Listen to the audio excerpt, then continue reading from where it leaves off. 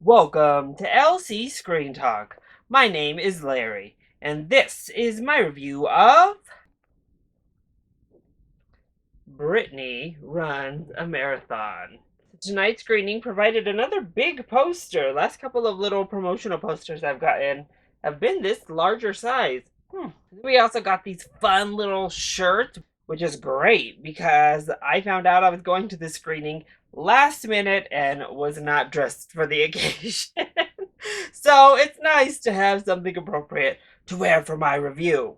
Brittany Runs a Marathon tells the story of Brittany, who decides she's going to change her life around and really delve into running when her doctor warns her that her BMI is creeping dangerously toward obesity. And through training for a marathon, she's also training to become a better Brittany. So I was really looking forward to this film. First of all, the first reactions out of Sundance were through the roof, amazing, stellar.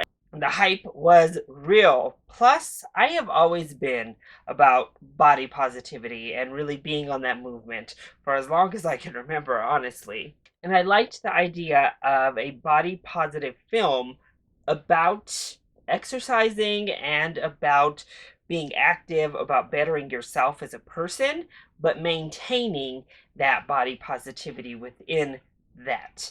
That concept really intrigued me. Plus, I do think Jillian Bell is very funny in the things I've seen her in, and I was ready to laugh and be uplifted and do the whole thing. Ultimately, Brittany Runs a Marathon is a good film that just doesn't quite cross the finish line of greatness.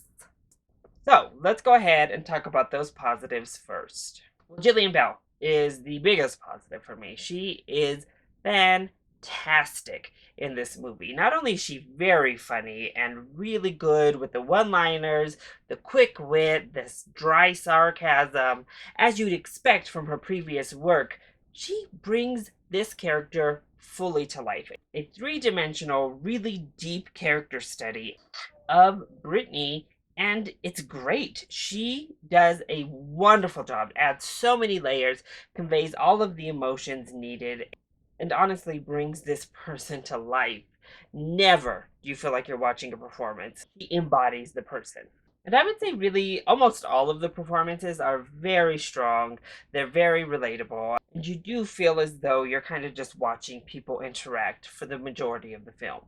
I also thought the film was quite funny for a good portion. Particularly that first act is comedy heavy in comparison to the rest. And that's where most of the jokes landed heavy for me.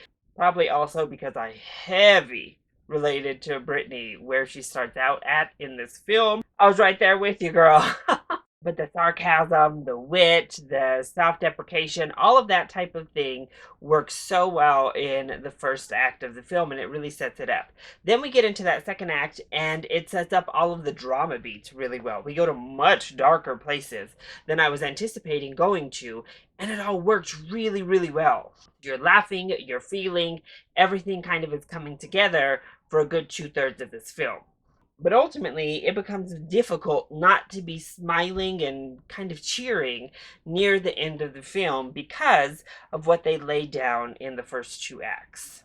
And honestly, in the deeper stuff and even in that humor, I thought it really captured kind of what it is to be a young adult right now very well. I know millennials were kind of the butt of jokes constantly, whatever, by the older generations, but I think this movie really showcased what it's like to be a young adult millennial right now.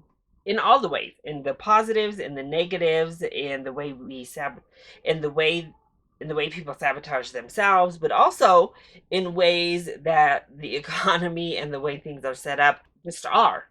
And it's a simple fact of the matter. I think it really gave a full rounded view of that and then put it into perspective against some other generations as well, and different age groups and the struggles everybody's going through. So I thought all of that worked really, really well. With all of this, what did I not like about Brittany Runs a Marathon? Well, I mentioned it, but that third act is really where the film unravels. We spend 2/3 of this movie really building characters and really building realism and delving into some deep, heavy issues. And then the third act pushes all of that to the side to literally race toward this predetermined, uplifting, feel-good type of ending you're expecting going into the movie. And that's a huge disservice to what this film was setting up to be.